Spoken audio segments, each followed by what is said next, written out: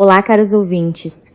Convido vocês a escutarem a história de como, no dia 6 de janeiro, toda a família foi fazer um churrasco. A minha sogra disse que não havia lugar no carro, e eu, em silêncio, voltei para arrumar minhas coisas e ir embora. E quando todos voltaram do piquenique, a verdade me fez congelar no lugar. A fumaça da cozinha festiva no início do ano era densa. Apertava o peito. A porta de madeira se fechou, deixando-me sozinha com uma montanha de louça fria. O fio da paciência, esticado ao longo de todo o ano, finalmente arrebentou com um estalo. Quando os corações das pessoas são mais frios que o vento de janeiro, o que uma mulher submissa fará para virar esse jogo cruel? Por 5 anos, fui nora em uma família estranha e sempre me lembrei de uma palavra: paciência. Há um velho ditado: dê um passo para trás e horizontes infinitos se abrirão. Eu acreditava que meus sacrifícios e minha complacência me trariam uma família tranquila, o amor pleno do meu marido e o respeito da minha sogra. Mas na manhã de 6 de janeiro deste ano, a verdade que se apresentou diante de mim era mais fria e implacável que o próprio clima de janeiro. No meu apartamento de luxo, onde toda a família do meu marido estava hospedada no último ano, reinava o barulho e a agitação desde cedo. Hoje era um dia lindo.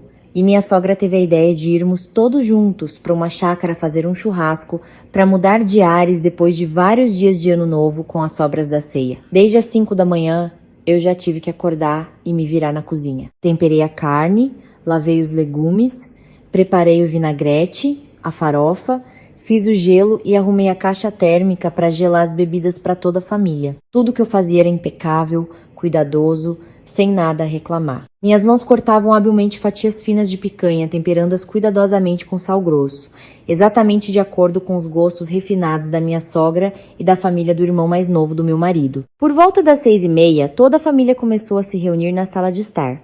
Minha sogra, Dona Sônia, vestiu-se com uma blusa vermelha vibrante de estilo moderno. Em seu pescoço brilhava um colar de pérolas.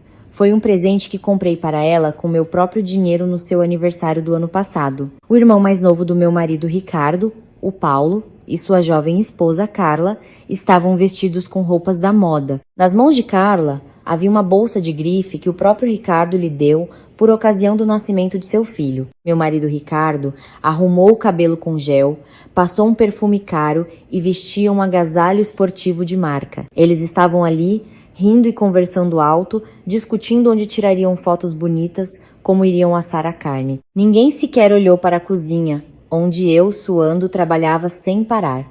Ninguém perguntou se eu havia terminado os preparativos ou se precisava de ajuda. Eu trouxe a pesada caixa térmica, coloquei-a perto da porta de entrada, sequei rapidamente as gotas de suor da testa e, sorrindo levemente, disse à sogra: "Mãe, preparei tudo. Esperem por mim 5 minutos. Vou só me trocar e podemos ir." Dona Sônia, que se admirava no espelho, ao ouvir minhas palavras, virou-se bruscamente. Seu rosto de repente se fechou. Ela olhou pela janela para o carro estacionado no pátio do condomínio, depois para Paulo e sua esposa, e finalmente seu olhar frio parou em mim. O carro do Paulo é apertado. 4 adultos e tantas coisas já ficam no limite. "Clara, é melhor você ficar em casa hoje, cuida do apartamento. Já é dia 6. Dá uma geral na casa, lava a louça, troca toda a roupa de cama e as toalhas. Ir apertada assim é um sofrimento." Eu fiquei paralisada. A caixa térmica com a comida que eu acabara de preparar estava aos meus pés, como um testemunho mudo da futilidade dos meus esforços matinais. Levantei os olhos para Ricardo, o homem com quem eu dividia a cama, na esperança de que ele dissesse uma palavra em minha defesa. Afinal, ontem, quando estávamos planejando, o próprio Ricardo disse que nós 5 caberíamos tranquilamente em um carro. E era óbvio que todos esses preparativos eu fiz para ir junto com todos. Mas Ricardo evitou meu olhar. Ele se inclinou para ajeitar uma dobra na calça e, estalando a língua, respondeu à mãe com um tom despreocupado: "A mamãe tem razão, Clara, fique em casa. Vai ser mais confortável. No aperto do carro, você pode enjoar. Você se cansa, arruma o apartamento e depois descansa. Voltamos à noite, eu compro um pastel para você." As palavras de Ricardo soaram suaves, sem o menor indício de constrangimento. Paulo e sua esposa, que estavam ao lado, até cobriram a boca para esconder as risadinhas. Carla acariciou sua bolsa e acrescentou com uma voz aguda e cortante: "Clarinha, quando for limpar, Não se esqueça de passar um pano no armário de vidro da sala. Ontem nosso bebê deixou umas marquinhas de mão nele. A casa está fresca? Não tenha pressa, faça tudo com calma. Eu fiquei ali petrificada. Eles não se importavam nem um pouco com meus sentimentos. Tratavam-me como uma empregada gratuita, uma faxineira que fez seu trabalho de preparação e depois foi descartada para que pudessem aproveitar a vida livremente. Nos últimos 5 anos, cenas humilhantes e opressivas como essa se tornaram rotina. Ora, eu tinha que abrir mão de uma comida gostosa para deixar para o marido e seu irmão. Ora, eu tinha que entregar todo o meu salário para a sogra administrar as grandes despesas da família. Ora, eu tinha que esconder o fato de que este apartamento de luxo era minha propriedade pessoal, para manter a imagem da família do meu marido diante dos parentes do interior. Mas hoje, no início do ano novo, essa humilhação atingiu o limite da minha paciência. Estranhamente, eu não chorei. Meus olhos estavam secos. Eu não gritei, não discuti, não pronunciei uma única palavra de reprovação. Meu coração, que ao longo desses anos já estava corroído pela frieza e indiferença deles, naquele momento esfriou por completo. Uma gota fez o copo transbordar. Ela caiu sem um grande barulho, mas foi suficiente para destruir todas as ilusões de uma família calorosa. Eu a senti. Minha voz estava tão calma que eu mesma me surpreendi. Tudo bem, divirtam-se. Minha sogra pareceu muito satisfeita com minha obediência e submissão. Ela pegou orgulhosamente sua bolsa e saiu pela porta. Ricardo carregou a caixa térmica com a comida. Paulo e sua esposa o seguiram. A pesada porta de carvalho se fechou. Suas risadas e conversas foram diminuindo no corredor. No enorme apartamento, fiquei apenas eu, no meio de uma montanha de louça suja do café da manhã e do cheiro de gordura pairando no ar. Eu me aproximei lentamente da janela e olhei para o amplo pátio do condomínio. O carro de Paulo partiu lentamente, entrando no fluxo raro de veículos do dia 6 de janeiro. Eles se foram. Eles me deixaram na minha própria casa, considerando-me uma agregada, uma empregada. Eles nem suspeitavam que no momento em que o carro deles partiu, eu decidi com minhas próprias mãos acabar com aqueles dias miseráveis de paciência. Eu me virei bruscamente e fui para a cozinha. Não lavei um único prato. Joguei as luvas de borracha diretamente na lata de lixo. Os planos de vingança que eu secretamente nutri, as provas que eu meticulosamente coletei nos últimos 3 anos, era hora de trazer luz à luz. Respirei fundo, sentindo uma poderosa corrente de força vital encher meu peito. A melhor vingança não são escândalos ou acusações em voz alta. A melhor vingança é privar luz de tudo que eles, em suas ilusões, consideravam seu, colocar luz no lugar que merecem e sair de cabeça erguida. Fui direto para o quarto e abri o guarda-roupa. Hoje eu não seria mais a esposa sem vontade e a nora submissa. Hoje eu voltaria a ser eu mesma, Clara Sampaio, a única filha de João Carlos Sampaio. Tirei a roupa de casa velha, impregnada com cheiros de comida. Escolhi um elegante vestido preto e joguei por cima um casaco de caxemira cinza. Eram peças caras que comprei antes de me casar, mas a sogra me forçou a escondê-las no fundo do armário, chamando-as de frescura da capital e esbanjamento. Sentei-me à penteadeira. Passei cuidadosamente um batom cor de cereja. Pentei meus longos cabelos pretos, deixando-os soltos nas costas. Olhando para meu reflexo no espelho, vi uma mulher refinada, calma e decidida. Os vestígios de submissão e humilhação haviam desaparecido completamente. Peguei minha bolsa de couro, coloquei nela o celular e um molho de chaves do carro. Meu carro particular, um presente do meu pai pela formatura na universidade, sempre esteve obedientemente estacionado na garagem subterrânea. A família do meu marido não sabia que o carro estava registrado em meu nome. Eu sempre dizia que o peguei emprestado de uma amiga para que a sogra não cobiçasse, querendo se exibir para os parentes de Sorocaba. Ao sair para o corredor, encontrei por acaso a vizinha, Dona Elvira, que ia levar o lixo para fora. Dona Elvira morava no prédio há muito tempo. Era uma mulher direta, mas muito curiosa sobre a vida alheia. Normalmente, ao me ver curvada sob o peso das sacolas da feira ou lavando o chão do corredor comum, ela balançava a cabeça em sinal de compaixão. Hoje, ao me ver elegantemente vestida e com maquiagem vibrante, ela regalou os olhos. Surpresa. Clarinha, é você? Onde você vai toda arrumada assim no dia 6 de janeiro? A família toda foi pro churrasco e te deixaram sozinha. Acabei de ver a dona Sônia com o Paulo e a esposa dele. Desceram tão animados. Eu mantive uma expressão educada e sorri discretamente para a senhora idosa. Sim, dona Elvira, surgiram uns assuntos urgentes. Preciso sair correndo. Feliz Ano Novo e Dia de Reis para a senhora. Saúde e paz. Dizendo isso, acenei educadamente para a vizinha e fui direto para o elevador. Eu não precisava mais explicar nada. A partir de agora, não viveria mais olhando para os olhares ou fofocas alheias. Descendo para a garagem, sentei-me ao volante. O cheiro familiar do interior de couro me envolveu, dando uma sensação de segurança e controle. Liguei o motor e o carro saiu suavemente dos portões da garagem, entrando no fluxo das ruas ainda festivamente pouco movimentadas. O tempo em São Paulo hoje estava ameno, e ao longo das avenidas, as luzes de Natal nas árvores ainda brilhavam. Baixei um pouco o vidro para deixar o ar fresco de janeiro entrar. Minha mente estava perfeitamente clara. Meu destino era um imponente prédio comercial no coração da cidade.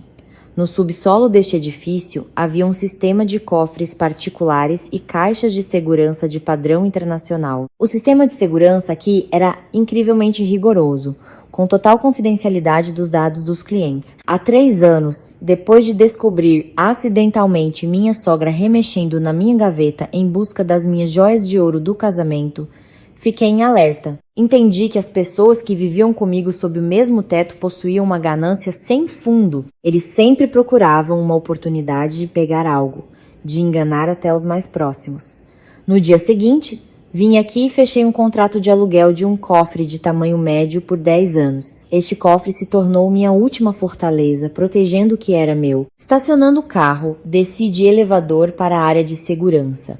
Um segurança de terno preto impecável me cumprimentou educadamente. Apresentei meu RG e o cartão especial de cliente. Passando por 3 níveis de controle de acesso por impressão digital e scanner de retina, fui conduzida a uma sala privada, tão silenciosa que se podia ouvir a própria respiração. O funcionário me deixou sozinha na sala com o cofre número 89.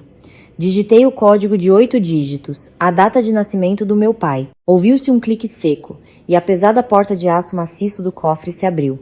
Lá dentro estava tudo o que era mais importante na minha vida, coisas cuja existência a família do meu marido não podia sequer imaginar. Retirei cuidadosamente do cofre uma pasta de couro marrom com documentos. Colocando-a sobre a mesa, desatei lentamente a fita.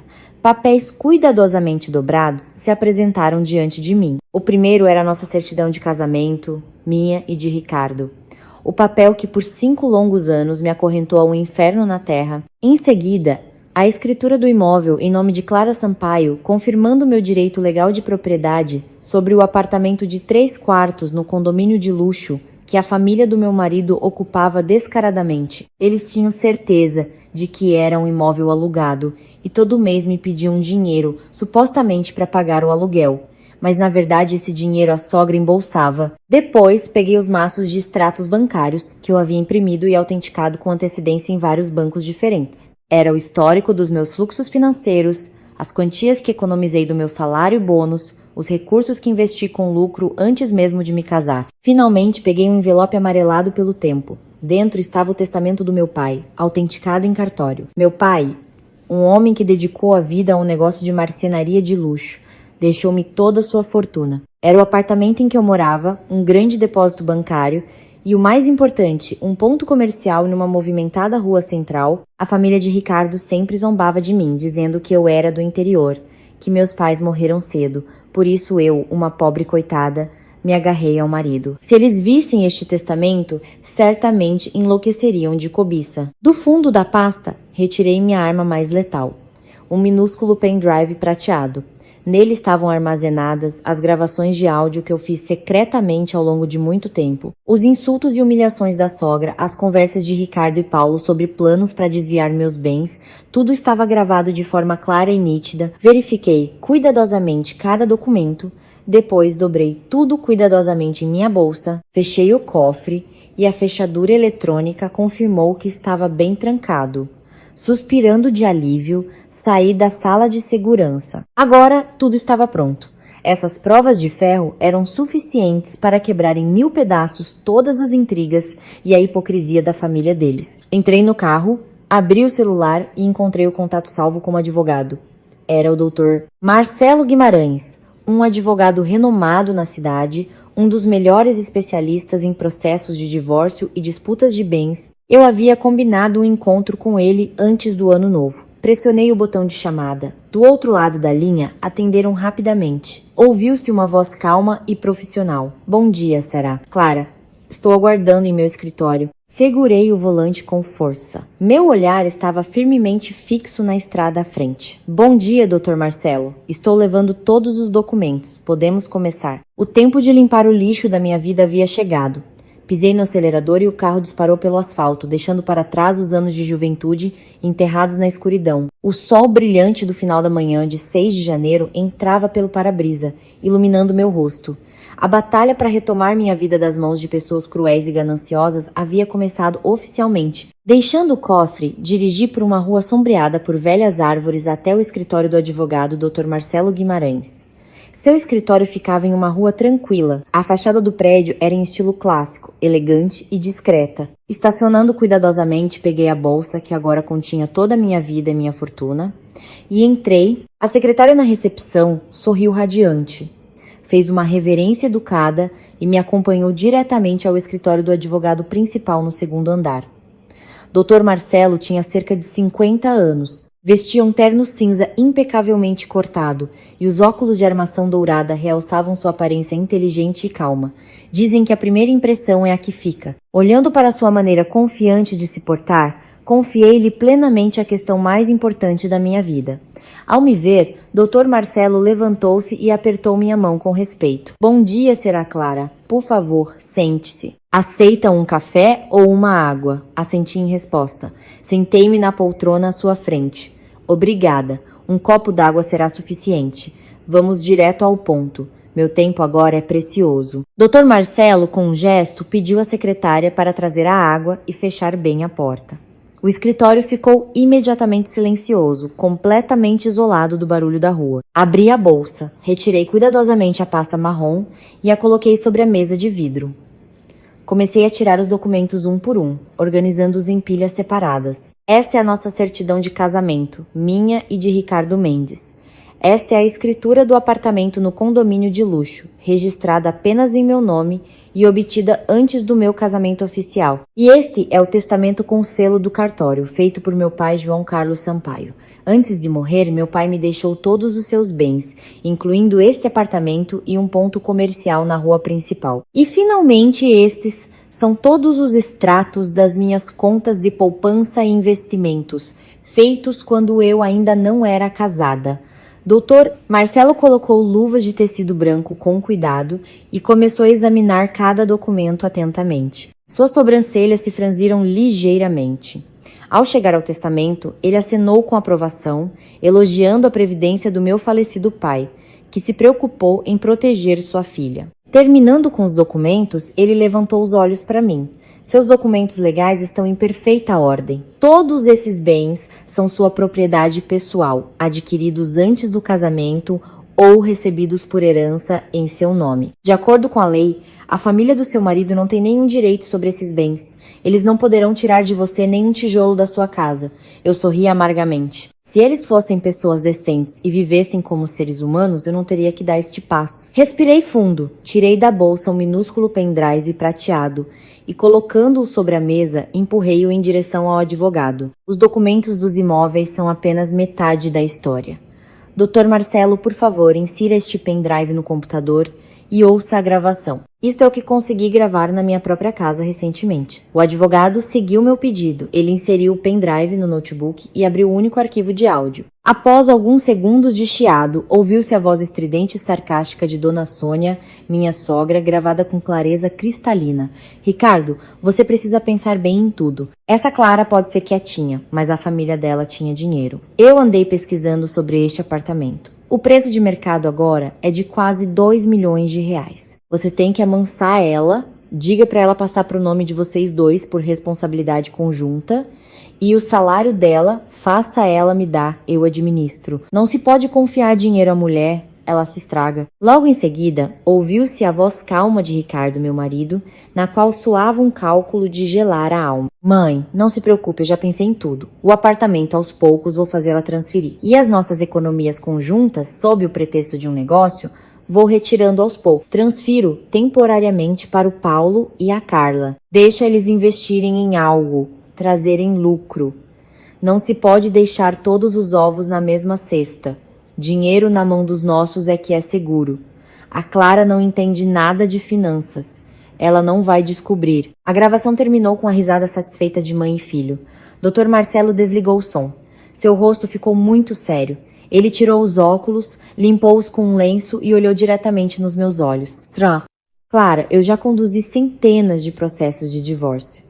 Mas uma fraude tão descarada e organizada, com o objetivo de desviar bens, isso é realmente um caso ultrajante. Esta gravação de áudio é uma prova de ferro de que seu marido agiu de má fé, violando grosseiramente as obrigações conjugais com a intenção de roubar o patrimônio comum. Além disso, a pressão constante de sua família e o controle financeiro são uma forma de violência psicológica. Você certamente ganhará o caso, receberá a maior parte do patrimônio adquirido em conjunto e manterá totalmente sua propriedade pessoal. Endireitei-me, com as mãos cruzadas no colo.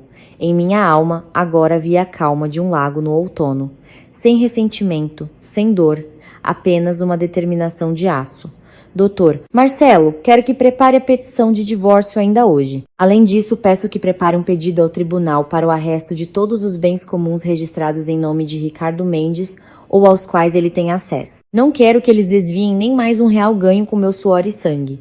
Quanto ao apartamento, tenho meu próprio método para expulsar os de lá de forma legal. O advogado acenou com a aprovação e imediatamente pegou uma caneta e papel para esboçar o plano das ações legais futuras. Passamos quase 2 horas para verificar todos os detalhes e prever todas as possíveis reações insanas de sua família quando a verdade viesse à tona. Assinando a procuração para o advogado, levantei-me para me despedir das brilhe. O sol da tarde brilhava pela janela, iluminando a barra do meu casaco. A partir daquele momento, a certidão de casamento não era mais grilhões que me prendiam. Ela se tornaria a sentença para a ganância sem fundo daquelas pessoas. Saindo do escritório do advogado, senti meu estômago roncar. Eu ainda não tinha tomado o café da manhã, correndo para limpar a casa, mas agora eu não estava com fome. Meu próximo destino era a agência de um grande banco na avenida principal da cidade. Lá eram gerenciados todos os meus fluxos de dinheiro e a conta conjunta que Ricardo e eu abrimos logo após o casamento. No início do dia útil, 6 de janeiro, o banco estava pouco movimentado. Os funcionários tinham acabado de voltar do longo feriado vestidos com uniformes vibrantes. Graças ao meu cartão de cliente premium, não precisei pegar senha e esperar na fila. Fui imediatamente convidada para a sala VIP. A gerente da agência gentilmente me serviu água e perguntou educadamente como eu passei o ano novo. Respondi com algumas frases de praxe e fui direto ao ponto. Por favor, me dê um extrato completo de todas as operações em todas as minhas contas pessoais, incluindo a conta poupança conjunta, que está em meu nome e no de Ricardo. Preciso verificar algumas transações para me preparar para um novo projeto de investimento.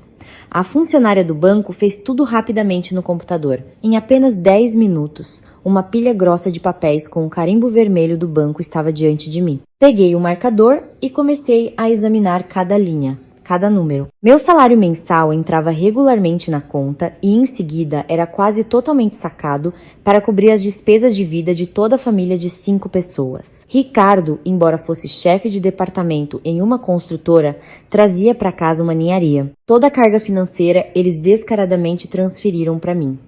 De repente, meu olhar parou em uma das páginas do extrato da conta poupança conjunta. 4 meses atrás, exatamente na época em que Paulo e Carla começaram a falar sobre o desejo de abrir uma loja de bebidas, mas reclamavam da falta de capital, uma transação estranha ocorreu nesta conta. Uma quantia enorme, exatamente R$150 mil, foi transferida.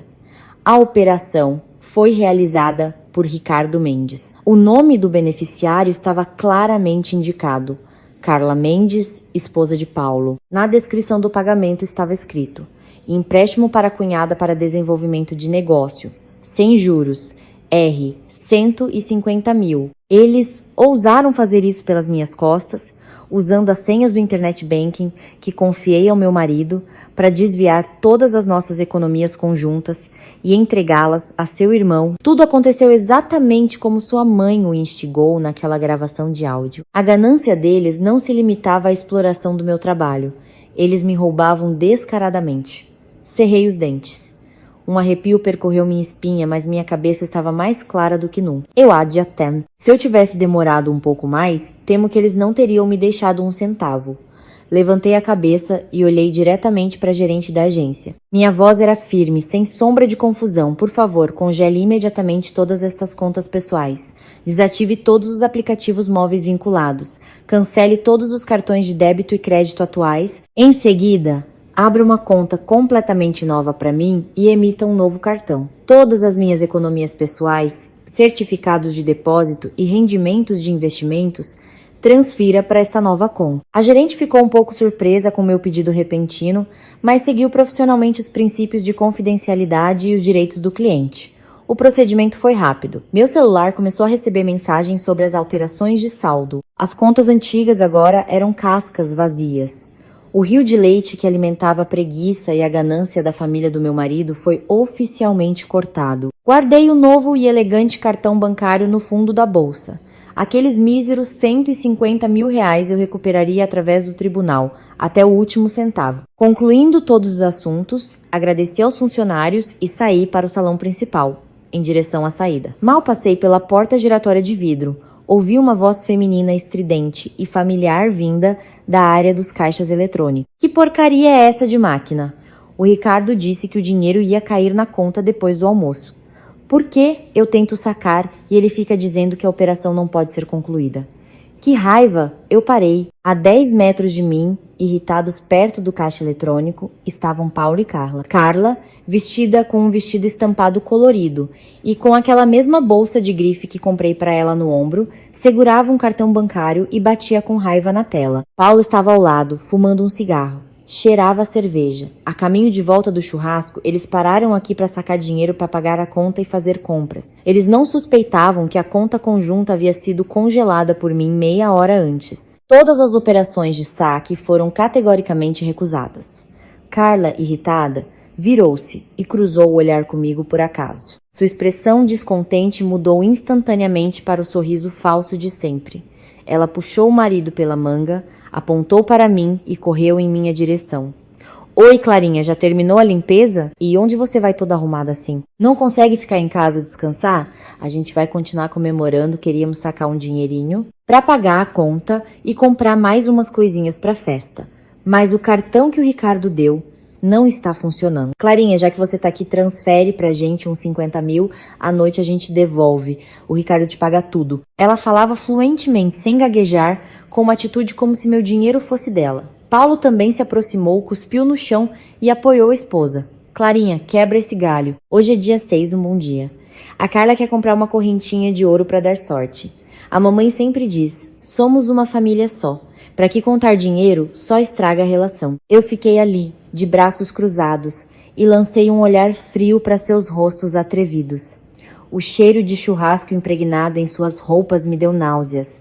A nora submissa e boazinha em mim estava definitivamente morta. Curvei os lábios em um sorriso de desprezo. Uma família só, vocês dizem. Estranho, não me lembro. Parece que hoje de manhã, a mãe de vocês e vocês mesmos disseram que o carro estava apertado e me deixaram em casa para limpar e lavar a louça. E agora, quando precisam de dinheiro para compras, se lembraram desta nora. Pois bem, saibam que meu dinheiro não nasce em árvore para vocês poderem pegá-lo quando bem entenderem. A partir de hoje, nem sonhem em receber um centavo de mim. Tem mãos e pés, vão trabalhar. Dizendo isso, não olhei mais por um segundo para seus rostos chocados e alongados. Virei-me decididamente e, com passos orgulhosos e confiantes, dirigi-me ao meu carro. Atrás de mim, ouvi os gritos de raiva de Paulo e Carla, mas ignorei-os. O grande espetáculo estava apenas começando. Eu precisava guardar minhas forças para enfrentar a tempestade que me esperava. Saindo do banco, peguei a avenida principal. O céu de 6 de janeiro estava claro. Uma brisa leve de verão trazia o frescor dos primeiros dias do ano. Ao me livrar do fardo financeiro, senti um alívio no peito. Não haveria mais suspiros ansiosos no final de cada mês, nem a necessidade de economizar em mim mesma para proporcionar à família do meu marido um jantar luxuoso. Abri a porta do carro, sentei-me ao volante, respirei fundo e liguei o motor. Meu próximo destino era a imobiliária mais conceituada da cidade, localizada na Avenida Paulista. O apartamento de 3 quartos no condomínio de luxo em que eu morava era o dote que meu pai economizou a vida toda e comprou para mim antes de morrer. Este lugar já esteve cheio das minhas esperanças de um ninho familiar tranquilo e pacífico. No entanto, desde que me casei com Ricardo, sua mãe, sob o pretexto de tédio no interior, trouxe consigo para São Paulo também a família de Paulo. Eles ocuparam descaradamente os melhores quartos, usaram minhas coisas caras, transformando meu espaço pessoal em um mercado barulhento. Eles não sabiam que o apartamento estava no meu nome e tinham certeza de que era alugado, repreendendo-me constantemente. Agora decidi me livrar de tudo isso. Uma casa profanada pela ganância e ingratidão não valia a pena ser lamentada. Estacionei em frente ao escritório da imobiliária Bem-Estar. O diretor, um jovem chamado Antônio, que uma vez ajudou uma amiga minha a comprar um terreno, correu imediatamente para abrir a porta para mim. Apesar dos feriados, os verdadeiros empresários nunca recusam clientes. Entrei, sentei-me em um sofá confortável e fui direto ao ponto. Olá, Antônio. Tenho um apartamento de luxo no condomínio Sol Nascente que preciso vender com urgência. A documentação está em ordem. A proprietária sou eu, sem ônus ou disputas. Quero vender-lo rapidamente este mês. Veja se você tem clientes com dinheiro à vista. Antônio apressadamente preparou um chá quente e me serviu uma xícara. Em seus olhos lia-se uma alegria evidente. Os apartamentos no Sol Nascente sempre foram muito líquidos, localizados em uma área nobre, e eram o sonho de muitas famílias jovens. Dona Clara, não se preocupe, tenho muitos interessados nesta região. Você está com os documentos? Deixe-me dar uma olhada para avaliar e preparar o anúncio com fotos imediatamente. Abri a bolsa, tirei a escritura e a coloquei sobre a mesa. Antônio folheou as páginas com atenção, anotando a área, o andar e a posição das janelas. Eu expus claramente minhas condições. Vendo com todos os móveis embutidos e eletrodomésticos, o comprador só precisará trazer as malas. O preço que eu sugeri era um pouco abaixo do mercado para acelerar o negócio. Antônio concordou. Ele imediatamente redigiu um contrato e combinou que amanhã de manhã enviaria um fotógrafo para as fotos, para publicar o anúncio. Assim que assinei o contrato, meu celular tocou na bolsa. Na tela apareceu o nome de Seu Vitor, o síndico do nosso condomínio. Seu Vitor era um homem meticuloso, responsável e conhecia bem todos os moradores. Pedi desculpas a Antônio e fui para um canto para atender. A voz de seu Vitor no telefone estava agitada. Clarinha, aqui é o Vitor. Você não está em casa? Aqui no hall está seu marido Ricardo com a mãe dele e mais umas 5 ou 6 pessoas, parentes do interior, com um monte de coisas. Estão exigindo que a segurança abra a porta para eles. O Ricardo diz que você saiu com as chaves e pede para a administração abrir com a chave reserva, para os parentes poderem entrar e descansar. Por favor, confirme a informação para a segurança saber o que fazer. Eu sorri ironicamente. A audácia deles não tinha limites. Primeiro me expulsaram da viagem com a desculpa de aperto, e agora ainda trouxeram toda a parentela para minha casa para se exibir e viver de graça. Pigarreei e respondi a seu Vitor com um tom muito sério e claro. Seu Vitor, ouça-me com atenção. Este apartamento é minha propriedade pessoal, registrado apenas em meu nome. Estou em processo de divórcio com o Ricardo Mendes. A partir deste momento, exijo que a administração proíba completamente a entrada no prédio de Ricardo Mendes, sua mãe e todos os seus parentes. Nenhum deles deve entrar no hall, muito menos no meu andar. Se alguém tentar entrar à força, por favor, chame a polícia por invasão de domicílio. Seu Vitor ficou em silêncio por um segundo, chocado com a notícia, mas, sendo um síndico experiente, ele imediatamente entendeu a gravidade da situação. Entendido, Clarinha. Você é a proprietária legal e seguiremos estritamente suas instruções. Eu, pessoalmente, descerei ao hall e instruirei a segurança a não deixar o grupo do seu marido passar pela catraca. Pode cuidar dos seus assuntos tranquilamente. Agradeci e desliguei. Voltando à mesa, pedi desculpas a Antônio e me despedi. A questão da venda do apartamento estava resolvida, mas para total segurança e para evitar suas ações desesperadas, eu precisava de uma nova fechadura. Abri minha lista de contatos e liguei para o seu Américo, um chaveiro antigo e de confiança. Combinei de encontrá-lo exatamente às 3 da tarde no meu apartamento, para substituir todo o sistema de fechaduras da porta de entrada. Da fechadura eletrônica com biometria à reserva mecânica, exigi que tudo fosse substituído pelo sistema anti-arrombamento mais seguro. Às 3 horas, eu já estava no corredor do 15º andar. Seu Américo, com sua caixa de ferramentas, já me esperava. Ao me ver, ele sorriu, cumprimentou e rapidamente começou a trabalhar. Ouviu-se o som da furadeira, o barulho do metal. Fiquei encostada na parede, de braços cruzados, observando minha robusta porta de carvalho ser revestida com uma nova armadura. Cada parafuso foi apertado. Minhas impressões digitais foram cuidadosamente cadastradas no novo sistema. Em menos de 1 hora, o trabalho estava concluído.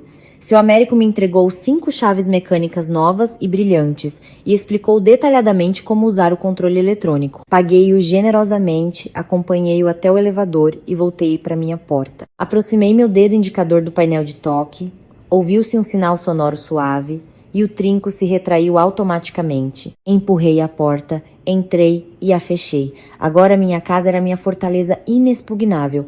Aqueles que do lado de fora se iludiam com um poder imaginário, em breve receberiam um banho de água fria. Terminando os assuntos de casa, olhei para o relógio no celular. 4:30 da tarde. A essa hora, o piquenique chique com o churrasco deles deveria estar chegando ao fim. Decidi ir encontrá-los. Queria ver com meus próprios olhos a aparência patética daqueles que estavam acostumados a viver com o dinheiro dos outros e agora se viam cortados da fonte de recursos. Eu conhecia bem o lugar para onde eles costumavam ir. Era uma churrascaria perto de um lago pitoresco, fora da cidade. As estradas à noite no dia 6 de janeiro voltaram a ficar movimentadas. Fluxos de carros iam e vinham, guardando vestígios da agitação festiva. Virei lentamente na estrada ladeada por acácias que levava ao restaurante. Escolhi um lugar discreto para estacionar sob um velho plátano frondoso do outro lado da rua, bem em frente à entrada do restaurante. Deste ângulo, eu podia ver perfeitamente tudo o que acontecia na entrada. Abaixei o vidro pela metade, inalando o cheiro de carvão e carne gordurosa assada, misturado com o vento que vinha das chaminés do restaurante. Ao redor, ouviam-se buzinas de carros e música alta dos estabelecimentos vizinhos. Peguei o celular, liguei o gravador, coloquei-o no painel e comecei a observar atentamente as portas bem iluminadas do restaurante. Não precisei esperar muito. Cerca de 15 minutos depois, a porta de vidro transparente do restaurante se abriu com força. O primeiro a sair foi Ricardo. Seu rosto estava cinzento. O suor brotava em sua testa. Atrás dele vinha sua mãe, Dona Sônia, com uma expressão descontente e irritada, murmurando algo para si mesma. Os últimos a sair foram Paulo e Carla, já sem a arrogância e alegria da manhã. Agora pareciam balões murchos. A cunhada batia os saltos altos com birra, puxando constantemente o marido pela manga e reclamando. Eles se reuniram sob a placa brilhante do restaurante, bem na beira da estrada. Considerando que eles sempre falavam muito alto, eu, sentada no carro, podia ouvir claramente cada palavra deles. Ricardo sacudiu o cartão de crédito na frente do rosto da mãe. Sua voz estava cheia de perplexidade. Mãe, olha só, eu dei 3 cartões seguidos e todos deram erro. O de crédito tá bloqueado. O de débito também diz que a conta está congelada. O gerente do restaurante me olhou como se eu fosse um golpista. No final, tive que ligar para um colega, pedir para ele transferir dinheiro urgentemente para pagar a conta de R$ 800. Que vergonha, que horror. Dona Sônia, com as mãos na cintura, gritou no meio da rua. Como você administra as coisas, Ricardo? Viemos para um jantar de festa no começo do ano e você me envergonha na frente de todo mundo. O dinheiro tá na sua conta, você tem que cuidar dele. Como assim bloqueado? Será que aquela Clara aprontou alguma? De manhã, notei que o rosto dela estava meio sombrio. Já suspeitei de algo. Ricardo agarrou a cabeça. Sua aparência patética era evidente. Eu não sei, mãe. A senha do banco eu não mudei. O cartão de crédito tem limite compartilhado com ela. Deve ser uma falha no sistema do banco por causa dos feriados. Vamos para casa. Peço para ela verificar. Paulo, que estava ao lado, cuspiu na calçada e entrou na conversa, irritado. Que falha o quê? É melhor você ficar de olho na sua mulher. O cartão que você deu para minha esposa hoje de tarde, o caixa eletrônico também bloqueou. Se você continuar confiando todo o dinheiro para a mulher, vai acabar na rua. Os 150 mil que você nos deu, a Carla já usou como sinal para a entrega da mercadoria da nossa loja.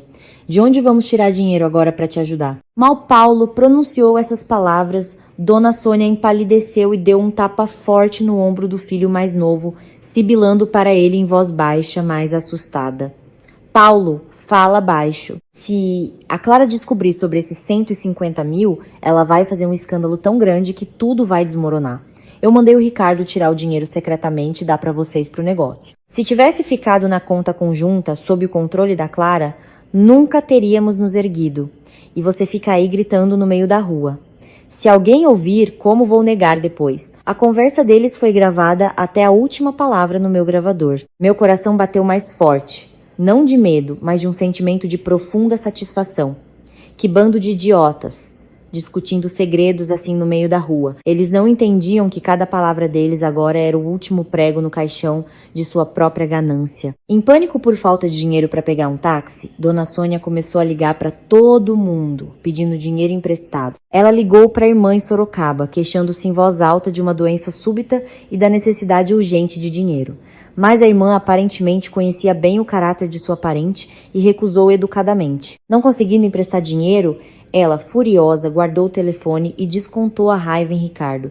Você é um homem inútil, não consegue nem lidar com a sua própria esposa. Agora não temos dinheiro. Os cartões estão bloqueados e em casa os parentes de Sorocaba estão esperando no hall. Liga para essa Clara, manda ela trazer dinheiro e nos levar todos para casa rápido. Ricardo pegou o celular apressadamente e começou a discar meu número. Claro, todos os números deles eu já tinha colocado na lista de bloqueio durante o dia. Ele ligou e ligou, mas sem sucesso. Seu rosto ficava cada vez mais patético. Nesse momento, Dona Sônia olhou acidentalmente para o outro lado da rua. Seu olhar parou no meu carro, estacionado sob o plátano. Ela semicerrou os olhos, tentando ver a placa, e depois começou a bater nas costas de Ricardo, apontando com o dedo diretamente para mim. Olha, aquele carro não é o que a Clara dirige, o que ela diz que é da amiga. Eu lembro da placa, termina com 89, acho que ela tá lá dentro, nos espionando. Que desgraçada. Decidiu tirar sarro de mim. Com essas palavras, ela, fervendo de raiva, atravessou a rua, com a intenção de vir acertar as contas comigo.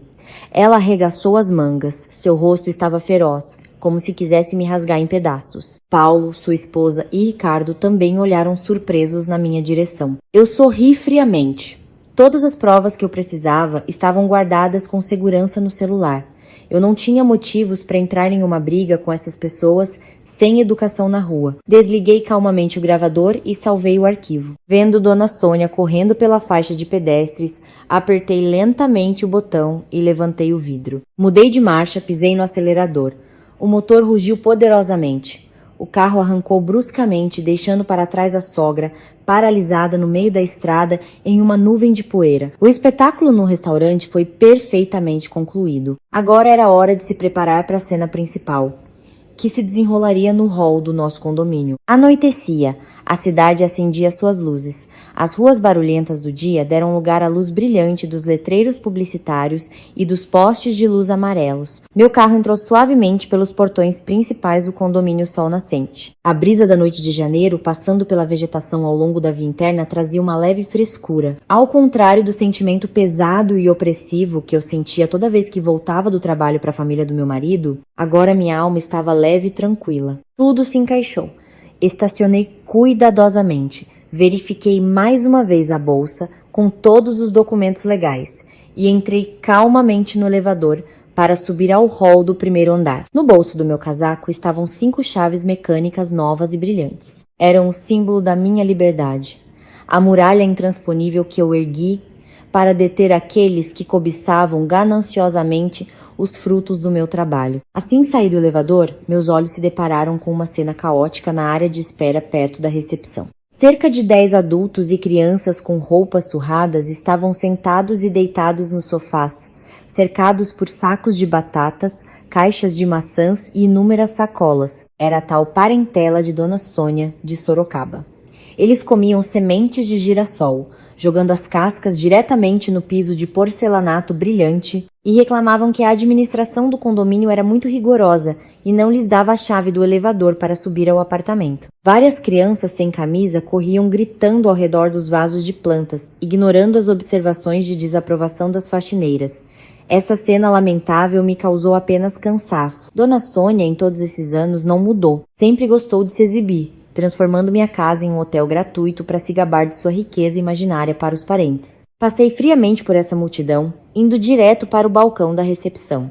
Seu Vitor, o síndico, estava de pé, com as mãos para trás e uma expressão séria, supervisionando a segurança. Ao me ver, ele acenou em cumprimento. Em seu olhar, lia-se uma profunda compaixão de quem já viu muito na vida. Clarinha voltou. Olha só o que está acontecendo. Os parentes do seu marido armaram essa bagunça desde o almoço. Eu expliquei claramente as regras e suas exigências como proprietária, mas eles se recusam a sair. Estão esperando teimosamente a dona Sônia para resolver a situação. Reforcei a segurança, coloquei mais 3 rapazes para que ninguém chegue aos elevadores. Eu sorri com gratidão. Minha voz era suave, mas firme. Muito obrigada, seu Vitor. E aos rapazes da segurança. Sei que isso lhes causou muitos problemas e estragou a aparência do nosso hall, mas hoje eu preciso acabar com isso de uma vez por todas. Por favor, me ajude mais um pouco. Eles já devem estar chegando. Nesse exato momento, a porta giratória automática se abriu. No hall, entrou o advogado Dr. Marcelo Guimarães, em seu terno impecável, com a inseparável pasta de couro preta na mão. Sua aparência confiante e profissional atraiu imediatamente a atenção de todos. Aproximei-me dele, convidei-o a sentar-se na mesa VIP para moradores, localizada a uma distância razoável daquela multidão. Doutor, Marcelo abriu a pasta, tirou uma papelada cuidadosamente dobrada e a colocou sobre a mesa. Boa noite, Sra. Clara? Boa noite, seu Vitor. Todas as formalidades legais eu concluí hoje à tarde. A ação de divórcio unilateral e partilha de bens foi protocolada. O pedido de arresto de bens também está em processo de análise e entrará em vigor no início da próxima semana útil. Não se preocupe, Sino Clara. Todas as peças estão no tabuleiro. Eles não têm mais chance de tirar nada. Seu Vitor acenou com aprovação. Ele tirou de sua pasta uma folha grande de papel, na qual estava impresso em letras vermelhas um aviso com um carimbo redondo da administração do condomínio Sol Nascente. Este é um comunicado interno que acabei de mandar imprimir. Nele está claramente especificado que ao cidadão Ricardo Mendes, à cidadã Sônia Mendes e pessoas a eles relacionadas, é proibida a entrada nas áreas comuns e no apartamento número 1502, pertencente à proprietária Clara Sampaio. Vou providenciar para que a segurança o afixe no quadro de avisos no hall e nos elevadores. Devemos agir oficialmente, com documentos, para que eles não tenham motivo para escândalos. Olhei para o aviso, sentindo uma força enorme crescer dentro de mim. Minha preparação meticulosa, o apoio de seu Vitor e o profissionalismo do advogado criaram uma muralha impenetrável. Recostei-me no sofá macio, com as mãos cruzadas no colo, e tomei um gole do chá de camomila quente que a funcionária da recepção acabara de trazer. O sabor adocicado do chá, com um leve amargor na língua, era exatamente como o sabor do meu casamento de 5 anos. Olhei para o relógio na parede. Eram quase 7 da noite. Eles certamente estavam vindo de ônibus ou a pé daquele restaurante. A humilhação de serem expulsos por falta de dinheiro, somada ao cansaço, deveria ter nos levado à beira da loucura.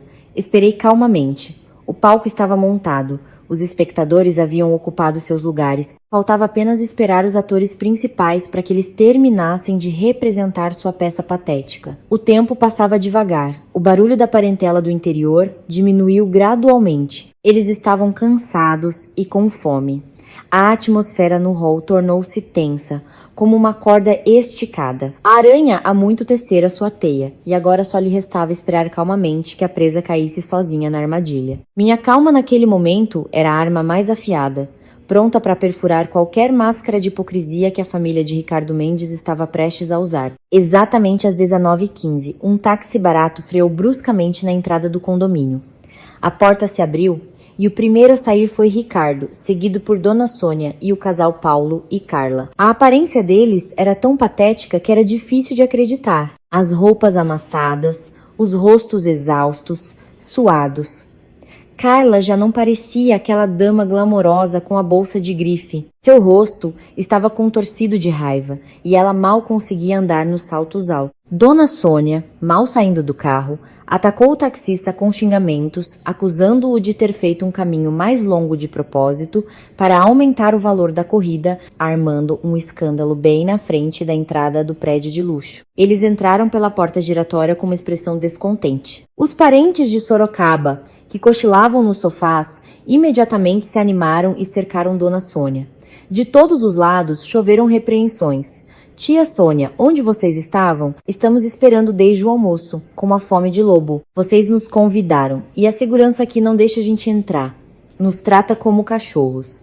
Não sei que casa chique é essa, mas deixar os convidados assim no hall não dá, né? Dona Sônia, cercada pela multidão, com os cabelos desgrenhados, ficou roxa de raiva.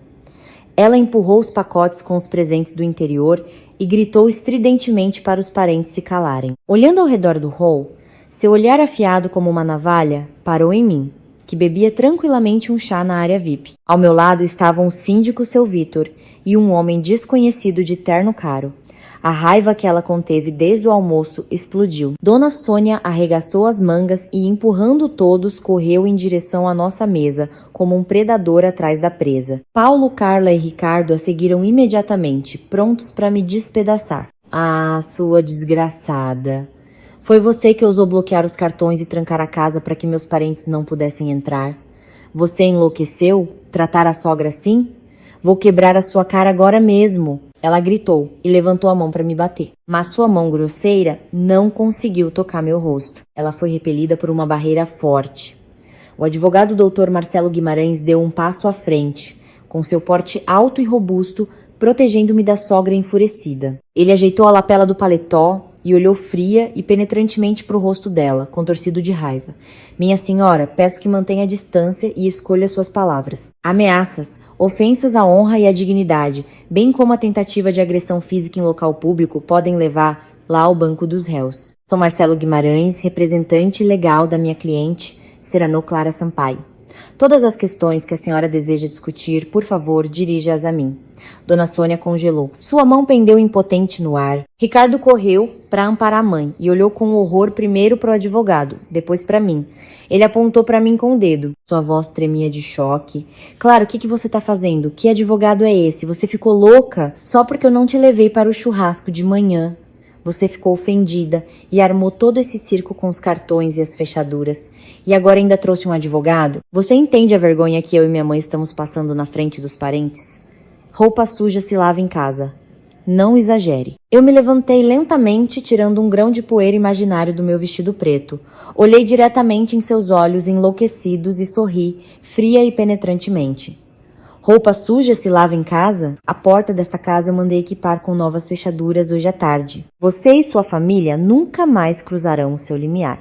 Eu não estou aqui hoje para fazer circo ou discutir por causa de um jantar barato. Estou aqui para informar a vocês que minha petição de divórcio e o arresto de todo o patrimônio comum já foram protocolados na justiça.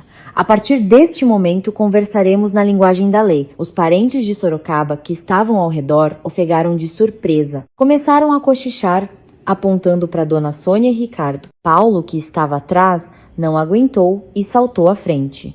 Você pirou de vez? Este apartamento foi alugado pelo meu irmão.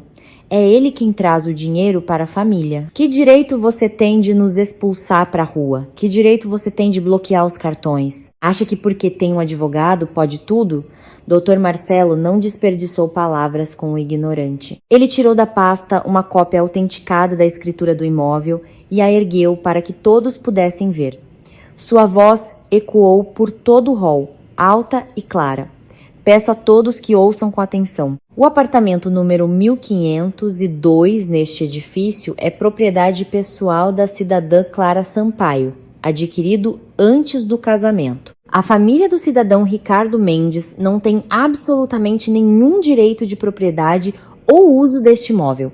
A exigência da Sra. Clara de desocupação da família Mendes e a proibição de entrada são totalmente legais. Nesse momento, seu Vitor também deu um passo à frente, apontando para o quadro de avisos perto do elevador. A administração do condomínio também emitiu um comunicado oficial exigindo que os cidadãos Mendes e todos os seus parentes deixem o hall imediatamente. A segurança tem o direito de usar a força em caso de perturbação da ordem pública. A verdade, revelada tão rápida e impiedosamente, fez a família do meu marido congelar no lugar. Dona Sônia abriu a boca, mas não conseguiu pronunciar uma palavra. Seu rosto, de roxo, tornou-se mortalmente pálido. Ela se virou para o filho com perplexidade e uma pergunta muda nos olhos. Ricardo estava arrasado. Ele sabia a verdade sobre o apartamento, mas, por falsa vergonha, enganou toda a sua família por anos. Agora, a mentira veio à tona e ele foi desmascarado na frente de toda a parentela. Essa humilhação doía mais do que 1000 bofetadas. Ricardo mudou de tática de repente. Seus olhos ficaram vermelhos. Ele deu um passo à frente, juntou as mãos em um gesto de súplica e falou com aquele tom lamentoso com que sempre me manipulou. Clarinha, eu te imploro, se acalme. Vivemos juntos por 5 anos. Temos sentimentos tão profundos. Como você pode ser tão cruel? Eu sei, ultimamente estive ocupado com o trabalho, fui desatento com você. A mamãe já está velhinha, fala sem pensar. Você é a nora, seja mais tolerante. Se você nos expulsar para a rua no meio da noite, como vamos viver? Retire a ação, por favor. Eu prometo, a partir de hoje, vou te tratar bem, vou consertar tudo. Lágrimas de crocodilo escorreram por seu rosto. Se fosse a antiga Clara, talvez eu vacilasse, cedesse a essas palavras doces e mentirosas. Mas a Clara de agora tinha um coração de gelo. Erguer o queixo. Meu olhar afiado como um punhal perfurou sua alma sombria. Sentimentos conjugais? E você não tem vergonha de pronunciar essas palavras? Onde estavam esses sentimentos quando você e sua mãe planejavam como roubar a herança do meu falecido pai? Onde estavam esses sentimentos quando você secretamente desviou todas as nossas economias conjuntas? 150 mil. E as deu ao seu irmão para se divertir? Abaixe sua cabeça hipócrita, Ricardo. Seu papel de marido exemplar acabou. Minhas palavras de aço soaram como o último golpe mortal, destruindo todas as suas linhas de defesa. O confronto atingiu seu auge, e eu sabia que a vitória era minha. A partir daquela noite, para essas pessoas gananciosas, começava um longo caminho de pagamento de contas. Assim que minhas palavras soaram, um silêncio opressivo tomou conta do enorme hall. A atmosfera tensa deu lugar a um espanto geral. Alguns segundos depois, como se rompesse uma barragem, um zumbido de cochicho se ergueu. Os vizinhos que passavam paravam, formando um círculo ao redor da família do meu marido. Ricardo ficou paralisado. Não havia uma gota de sangue em seu rosto. As mãos, que há pouco estavam juntas em súplica, pendiam impotentes, trêmulas. Dona Sônia arregalou os olhos. Seus lábios finos estavam comprimidos até ficarem brancos. Ela perdeu a fala. Eu não lhes dei a menor chance de se justificarem ou de fazerem o papel de vítima. 5 anos de paciência forjaram em mim um coração de aço e uma mente fria. Virei-me para o Dr. Marcelo e assenti. Ele tirou de sua pasta uma grossa pilha de documentos. Eram os mesmos extratos bancários com os carimbos vermelhos que eu havia obtido à tarde. Dei um passo à frente, peguei os papéis e os joguei diretamente no peito de Ricardo. As folhas brancas, testemunhas de sua traição, voaram pelo ar e cobriram o brilhante piso de porcelanato. Ergui o queixo. Minha voz era firme, cada palavra como a ponta de uma faca cravando-se em suas máscaras hipócritas. Pegue, Ricardo, e olhe com atenção. Abra os olhos e leia esses números. 150 mil reais, ganhos com meu suor e sangue, que eu economizei para esta família, você transferiu secretamente para a conta da sua cunhada Carla, sob o pretexto de um empréstimo sem juros. Você achou que eu era idiota? Você me enganou? Dilapidou nosso patrimônio comum para alimentar sua família. E agora ousa me falar de sentimentos conjugais? Minhas palavras soaram como um trovão em céu azul. Os parentes de Sorocaba, ao ouvirem sobre os 150 mil, arregalaram os olhos. Paulo e Carla, que estavam atrás, recuaram, abaixando a cabeça e tentando evitar os olhares de condenação. Dona Sônia, percebendo que suas maquinações foram descobertas na frente de todos, em pânico tentou se justificar. Você está mentindo! Meu filho ganha dinheiro. E se ele emprestou pro irmão para um negócio, o que há de errado nisso? Você é a esposa e fica contando cada centavo com a família do marido. Nora ingrata, Eu ri. Minha risada amarga ecoou pelo hall. Mesmo em tal situação, ela tentava distorcer a verdade. Eu não discuti. Tirei da bolsa o pendrive prateado e o entreguei ao Dr. Marcelo. Ele imediatamente o conectou ao seu tablet e colocou o som no volume máximo. A voz estridente e sarcástica de Dona Sônia e o tom calmo e calculista de Ricardo preencheram todo o espaço. Cada palavra sobre seus planos para me fazer transferir o apartamento, desviar secretamente as economias conjuntas para Paulo e Carla e todo o seu desprezo por mim, tudo foi exposto para todos verem. Mal a gravação terminou. Uma verdadeira tempestade de indignação eclodiu. A verdade nua e crua expôs toda a ganância, crueldade e imoralidade da família do meu marido. A opinião pública, sempre do lado da verdade, agora se abateu sobre eles. Eles, com as próprias mãos, destruíram os últimos resquícios de sua dignidade. Uma das parentes distantes de Ricardo, furiosa, jogou no chão uma maçã que segurava e, apontando para Dona Sônia, gritou: "Meu Deus, Sônia, o que você fez?" Você se gabava para todo mundo na cidade que seu filho comprou apartamento e carro em São Paulo.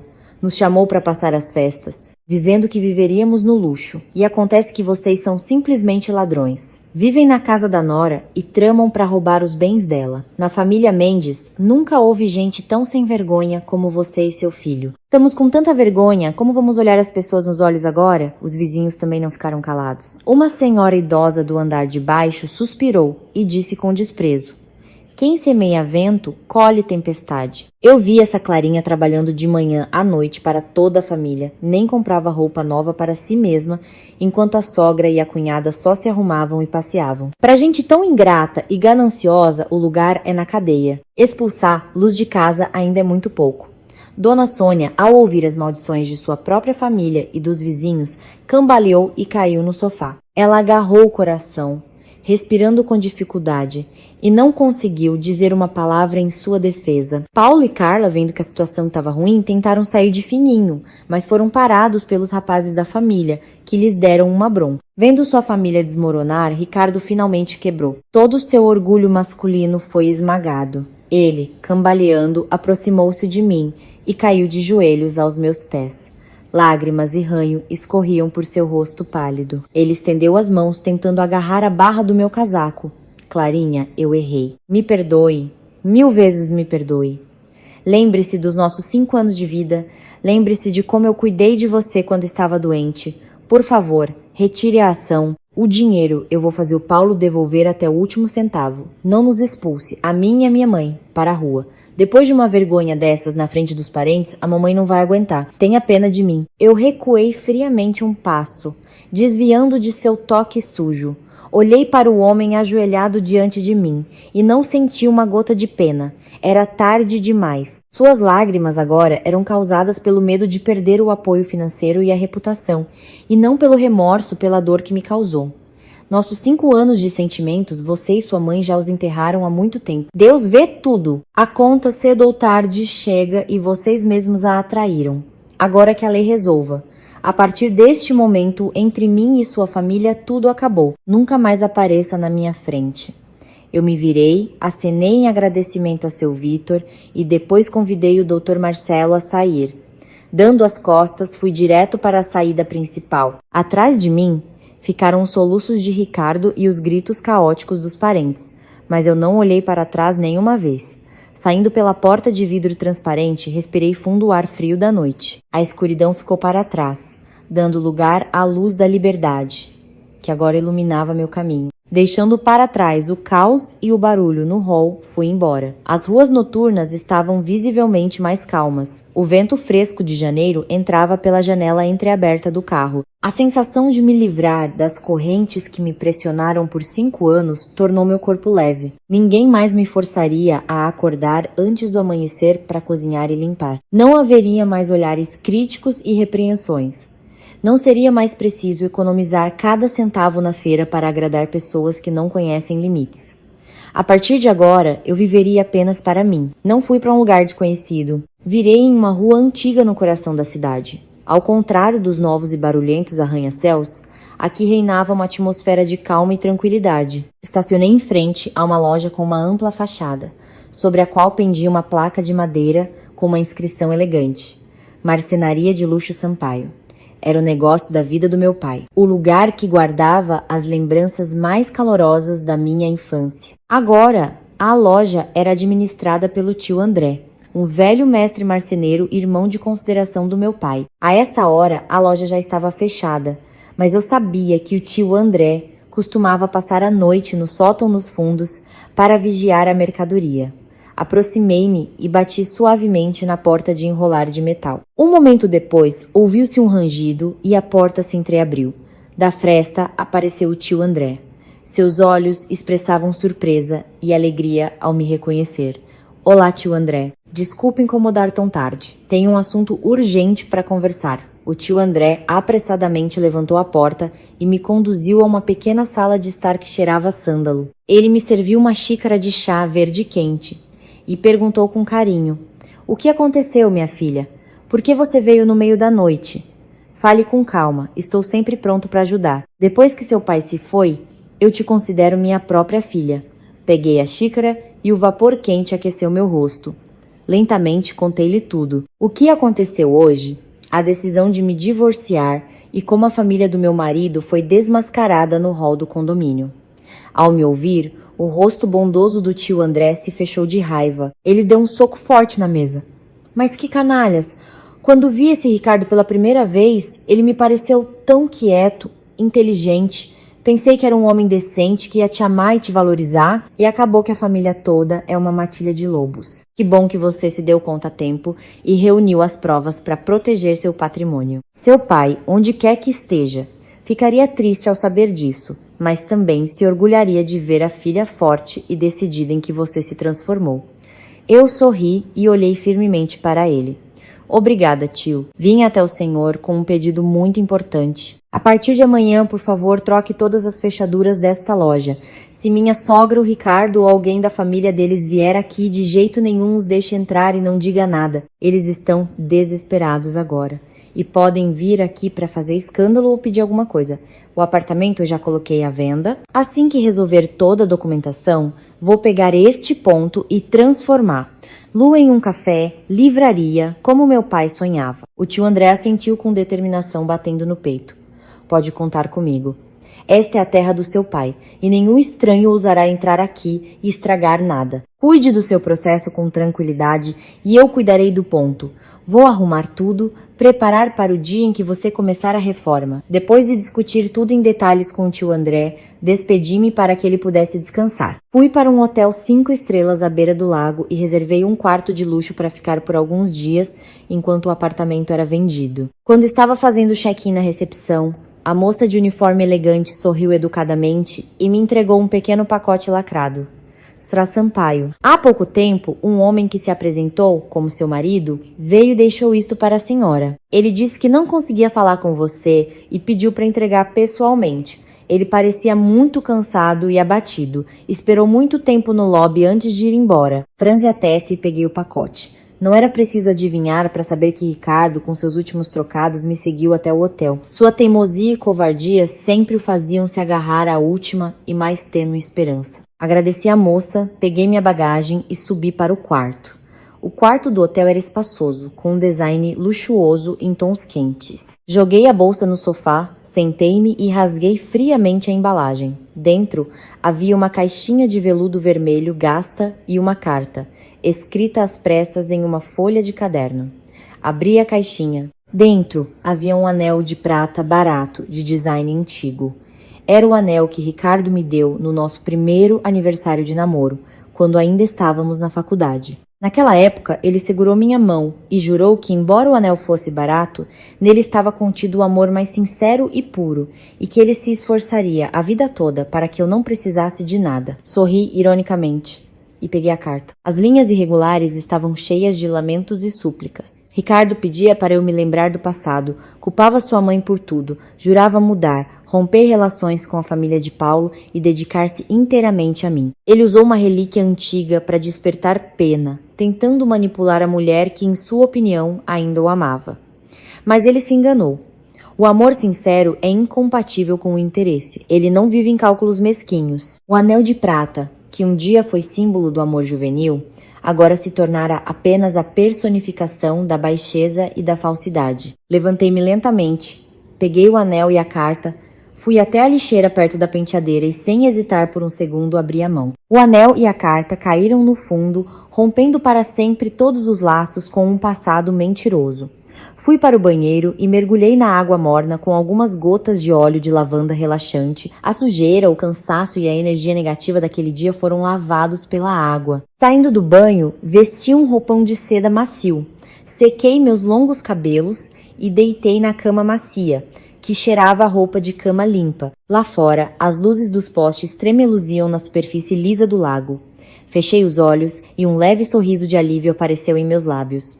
Foi o sono mais tranquilo e profundo dos últimos 5 longos anos. O passado humilhante foi trancado e jogado fora. Amanhã, ao acordar, respiraria o ar da liberdade, pronta para encontrar a nova vida brilhante e orgulhosa que me esperava. O sol forte da manhã de 7 de janeiro entrava pelas cortinas finas, despertando-me suavemente de um sono profundo. Há muito tempo eu não dormia tão profundamente, sem pesadelos, sem me assustar com o ronco de Ricardo ou a tosse noturna da sogra pedindo água. Espreguicei-me, inalando profundamente o aroma de capim-limão que pairava no luxuoso quarto de hotel. A sensação de leveza e energia encheu meu corpo, como aos 19 anos, antes de eu entrar no círculo vicioso do meu casamento infeliz. Levantei-me sem pressa, arrumei-me e vesti um elegante vestido de seda bege.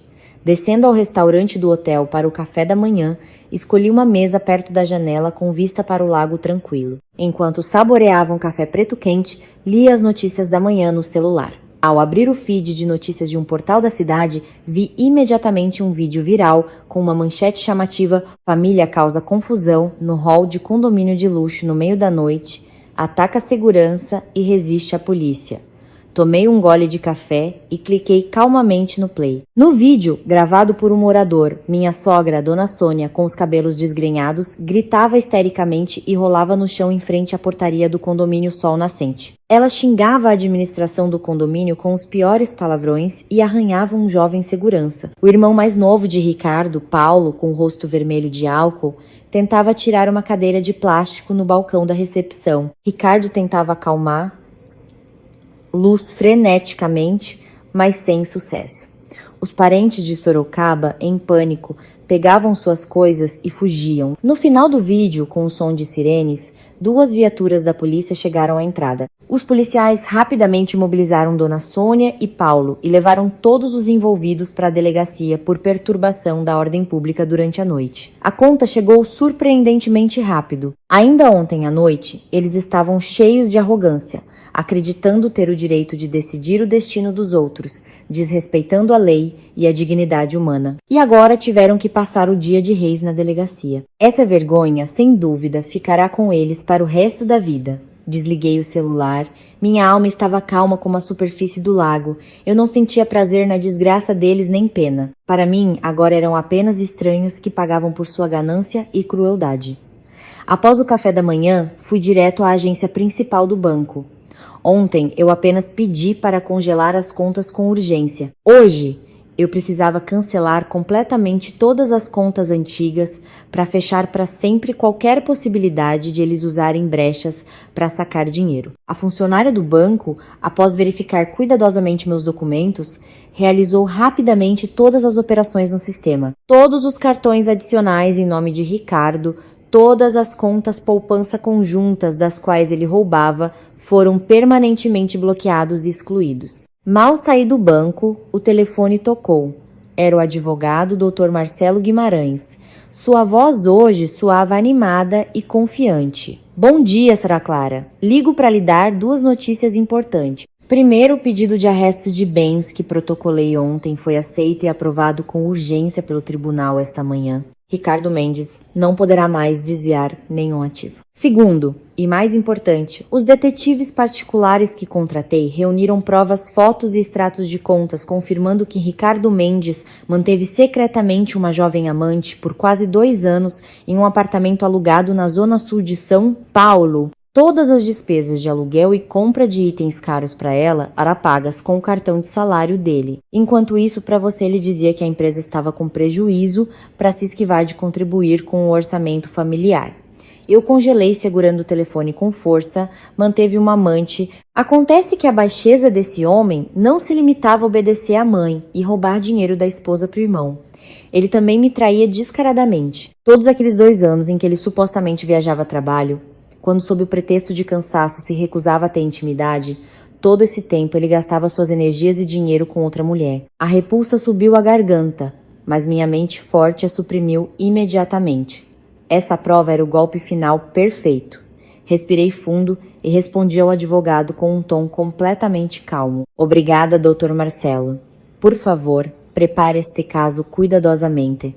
A infidelidade conjugal e o uso de recursos comuns para manter uma amante são uma violação gravíssima do Código Civil. Quero que ele devolva cada real gasto indevidamente. Nos encontraremos no tribunal como vencedores indiscutíveis. Desligando, não consegui chegar ao estacionamento antes que o telefone tocasse novamente. Era Antônio, da imobiliária. Sua voz transbordava de alegria. Clara, parabéns pelo ano novo e dia de reis. Já encontramos um comprador para o seu apartamento. Ele deu um sinal. Estamos esperando apenas sua decisão sobre a data para assinar o contrato e entregar as chaves. É um casal que acabou de voltar do exterior. Eles adoraram a localização e o design do apartamento. Estão dispostos a comprar pelo seu preço, com pagamento de 100% à vista, sem financiamento. O principal é que a senhora feche o negócio esta semana. Venha ao escritório para assinar o contrato preliminar. Boas notícias choviam uma atrás da outra e meu humor disparou. Fui imediatamente para a agência. Todas as formalidades foram resolvidas de forma rápida e clara. Segurando um cheque de sinal no valor de R$200 mil, percebi que havia rompido definitivamente com um lugar cheio de memórias dolorosas. Recebendo o dinheiro, não hesitei. Pedi a Antônio para me encontrar outro apartamento. Meus requisitos eram simples, não muito grande, um quarto, mas em um andar alto com boa segurança. E o principal, com vista para o rio. Antônio provou ser um verdadeiro profissional. Naquela mesma noite, ele me mostrou um apartamento no 20º andar que atendia perfeitamente às minhas expectativas. De pé na espaçosa varanda, sentindo o vento e olhando para o curso tranquilo do rio, sob os raios do pôr do sol, concordei com a compra sem hesitar. Este seria meu novo ninho, onde não haveria lugar para mentiras e lágrimas. Os dias seguintes passaram em meio a tarefas agradáveis. A documentação dos imóveis eu confiei totalmente a Antônio. O tempo restante, dediquei à loja do meu pai. Pedi demissão do meu antigo emprego, decidida a ser a dona da minha vida. O tio André me ajudou a limpar o local. Eu mesma desenhei o projeto de design. As paredes velhas foram pintadas em um tom creme quente.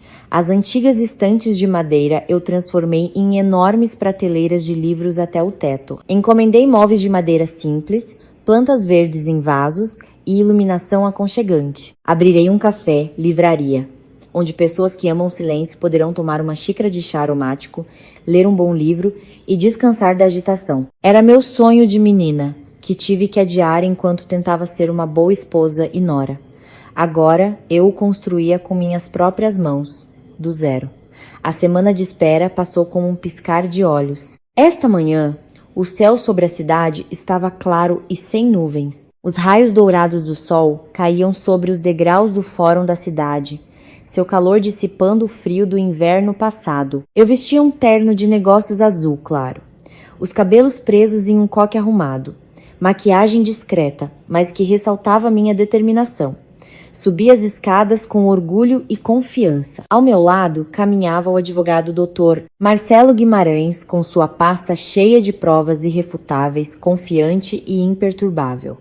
Na sala de audiências reinava um silêncio solene. A família de Ricardo Mendes já estava lá.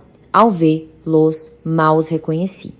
Em apenas uma semana, eles mudaram drasticamente. Ricardo vestia uma camisa amassada, não estava barbeado, com profundas olheiras escuras, os olhos cheios de desespero. No banco dos ouvintes, sentava-se Dona Sônia. Ela havia envelhecido uns 10 anos. Seus cabelos estavam visivelmente mais grisalhos, o rosto cinzento e exausto. A prisão A necessidade de correr atrás de dinheiro emprestado para o advogado, tudo isso sugou suas últimas forças. Paulo e Carla não estavam à vista, provavelmente, com medo da acariação por causa dos 150 mil, se esconderam em algum lugar. A sessão começou sob a presidência de um juiz severo. Quando chegou a hora de falar, Dr. Marcelo se endireitou e proferiu seu discurso de forma alta e clara. Ele apresentou sequencialmente as provas dos meus bens pré-nupciais, a escritura do imóvel, o testamento do meu pai. O advogado de Ricardo tentou argumentar, afirmando que Ricardo investiu dinheiro na reforma e na compra de imóveis e exigia uma parte. Mas Dr. Marcelo imediatamente apresentou os extratos bancários, provando que todas as despesas foram pagas com meu cartão de crédito pessoal e meu salário. Ricardo não tinha uma única transferência que confirmasse sua contribuição.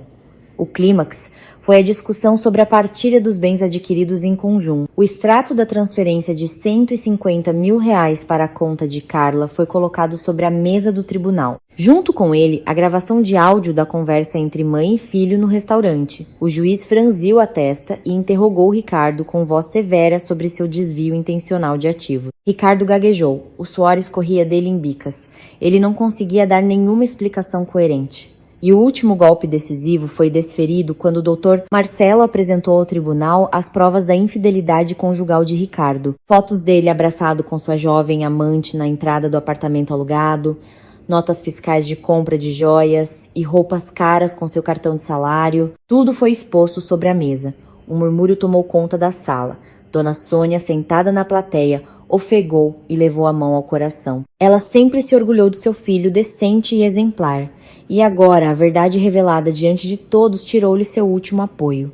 Ricardo estava completamente destruído, seus joelhos tremiam. Ele enterrou a cabeça na mesa e começou a chorar. Todas as suas desculpas foram esmagadas por provas de ferro. Após a deliberação, o juiz leu a sentença em voz alta. Graças às provas contundentes, a lei estava do meu lado. O tribunal acatou meu pedido de divórcio. Quanto aos bens, o apartamento e o ponto comercial foram reconhecidos como minha propriedade pessoal. O tribunal obrigou Ricardo Mendes a me devolver os 150 mil reais que ele transferiu arbitrariamente para seu irmão, bem como a restituir todos os fundos gastos na manutenção da amante. Quanto às economias conjuntas restantes, considerando a grave violação da fidelidade conjugal por parte de Ricardo, a violência psicológica e o desvio de ativos, o tribunal decidiu que eu receberia 80% do valor e Ricardo apenas 20%. Além disso, ele foi condenado a me pagar uma grande quantia como indenização por danos morais. Eu obtive uma vitória brilhante e inquestionável. Nenhuma piedade para aqueles que deliberadamente destruíram a vida de outra pessoa. Saindo do prédio do tribunal, fechei os olhos por causa do sol forte. O ar livre e puro encheu meus pulmões. Dr. Marcelo me parabenizou e foi embora. Eu me demorei nos degraus, observando o movimento intenso. De repente, ouvi passos apressados atrás de mim. Virei-me. Correndo em minha direção, tropeçando, vinha Ricardo. Seus olhos estavam vermelhos e inchados, os ombros caídos. Ele parecia patético. Ele parou a 2 passos de mim. Seus lábios tremiam em uma última tentativa de consertar algo. Clara, eu perdi tudo. Não tenho onde morar. Não tenho dinheiro. No trabalho souberam do escândalo e vão me demitir. A mamãe acabou de ser levada para o hospital com uma crise de hipertensão. Eu te imploro, em memória do passado, perdoe pelo menos a indenização. Estou no meu limite. Olhei diretamente nos olhos desesperados do homem que um dia foi meu marido. Sua covardia era repugnante. Mesmo no último momento, ele só conseguia implorar por misericórdia, em vez de aceitar corajosamente as consequências de seus atos. Balancei a cabeça. Meu rosto estava frio como gelo. A sentença foi proferida. Esse é o meu dinheiro, ganho com suor e sangue, e não vou ceder um centavo. Este caminho, você e sua mãe escolheram. Quando vocês planejavam me explorar e roubar a herança do meu pai, vocês pensaram que eu poderia chegar ao limite? Pague suas contas, Ricardo. Viva bem e aconselho que não estrague mais a vida de nenhuma mulher. Dizendo isso, virei-me decididamente e fui embora. Sem olhar para trás, seu grito desesperado se perdeu no barulho do tráfego da cidade. Aproximei-me do meu carro, sentei-me ao volante. O carro partiu suavemente. Liguei a música e o interior se encheu de uma melodia alegre e primaveril. Pisei no acelerador com confiança e o carro disparou, deixando para trás a escuridão do passado. A dor, as lágrimas e os traidores. À frente havia uma ponte sobre o rio, meu apartamento aconchegante no 20º andar, inundado de luz, e meu café, livraria esperando sua inauguração. O sol brilhante entrava pelo para-brisa, refletindo o rosto de uma mulher forte, livre e feliz. Minha nova vida começava naquele exato minuto. Deixando para trás a sentença do tribunal e aqueles que pagavam por sua ganância desmedida, eu dirigi em direção à luz. O destino de uma mulher, no final das contas, depende dela mesma. Tolerar a crueldade é ser cruel consigo mesma. Sacrifícios só têm valor quando são justificados. E a verdadeira felicidade começa no momento em que encontramos a coragem de deixar o passado para trás para nos amarmos. Obrigado, caros ouvintes, por dedicarem seu tempo a esta história. Desejo-lhes muita saúde, paz em suas famílias e felicidade sem limites. Se você gostou desta história, por favor, inscreva-se no canal para nos apoiar e ouvir muitas outras histórias interessantes no futuro. Adeus e até os próximos vídeos.